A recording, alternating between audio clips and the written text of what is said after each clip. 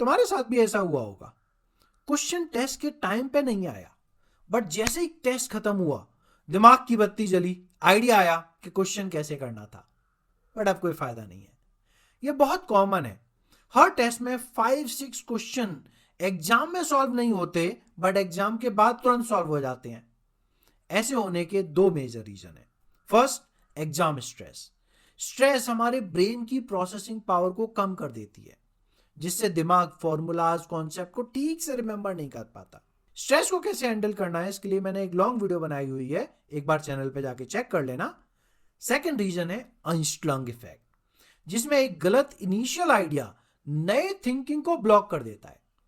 Brain गलत initial thought में फंस जाता है और न्यू आइडिया जनरेट नहीं होते, और एग्जाम के बाद सॉल्यूशन याद आता है। इन प्रॉब्लम का सॉल्यूशन है ABC मेथड। हर क्वेश्चन को पहले ध्यान से पढ़ो, 2-3 बार पढ़ो, जब तक क्वेश्चन को क्लियर अंडरस्टैंडिंग ना हो जाए। फिर क्वेश्चन को A, B और C 3 कैटेगरीज में एक में असाइन करो।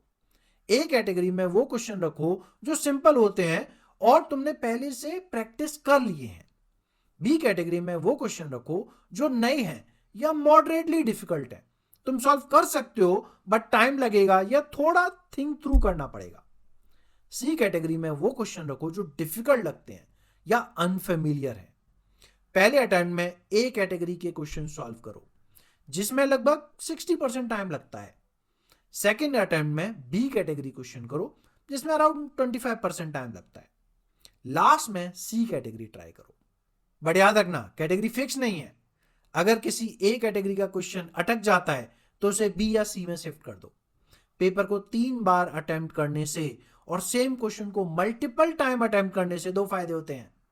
ब्रेन का डिफ्यूज मोड यूज होता है और तुम अनस्लंग को ओवरकम कर सकते हो।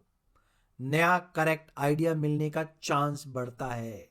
ABC मेथड इंश्योर करता है कि अगर तुम कोई क्वेश्चन सॉल्व कर सकते हो तो एग्जाम में सॉल्व कर पाओ, जिससे तुम्हारे मार्क्स मैक्सिमाइज हो सके। Check out science of studying stupidly smart to learn more test taking techniques. मिलते हैं।